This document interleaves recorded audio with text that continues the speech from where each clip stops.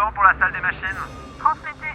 Plongée autorisée à 2000 mètres. Je répète, plongée autorisée à 2000 mètres. Bien sûr. Pas le temps de s'ennuyer à Lorient-la-Base. Dans cette ancienne base de sous-marins reconvertis, on peut vivre des émotions fortes, apprendre à naviguer comme un pro, être suspendu dans les airs et plonger 20 000 lieues sous les mers. Ils sont assez incroyables ces bâtiments. Christophe, c'est quoi l'histoire de cette base de sous-marins à Lorient? Nous sommes devant l'un des plus grands édifices construits par les Allemands en dehors de l'Allemagne pendant la guerre en 1940 et qui devait protéger toute l'escadrille de sous-marins de la bataille de l'Atlantique. On ne peut pas visiter le pays de l'Orient sans connaître l'histoire du K3.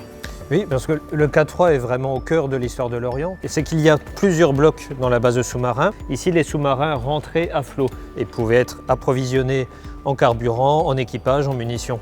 C'est ces blocs qui racontent l'histoire de la ville aussi, puisque c'est pour détruire la base de sous-marins que l'Orient a été bombardé par les Alliés et détruite. Mais la base de sous-marins, elle, est toujours debout. Tout ça, si on veut en apprendre plus, on peut faire une visite guidée avec toi notamment. Oui, moi, mes collègues les guides conférenciers, tous les week-ends, en semaine, en belle saison. La vue est assez dingue hein, quand on arrive sur le toit. D'ailleurs, comment est-ce qu'un site à l'histoire aussi chargée a pu devenir le lieu le plus branché de l'Orient?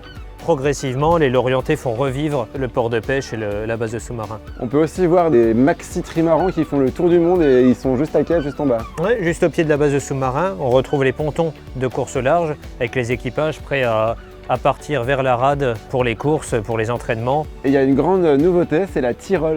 Oui, une grande tyrolienne de la Cité de la Voile Éric Tabarly qui part de la Tour des Vents pour descendre 350 mètres à 60 km/h et rejoindre le rivage de Quiroman à nouveau. Ça doit te décoiffer, tu l'as testé? Non, mais je vais y aller. Moi aussi. Bon, je vous avoue, j'ai pas eu le courage de faire la tyrolienne. Par contre, Clémence, ma caméraman, elle a su sauter dans le vide. C'est trop forte.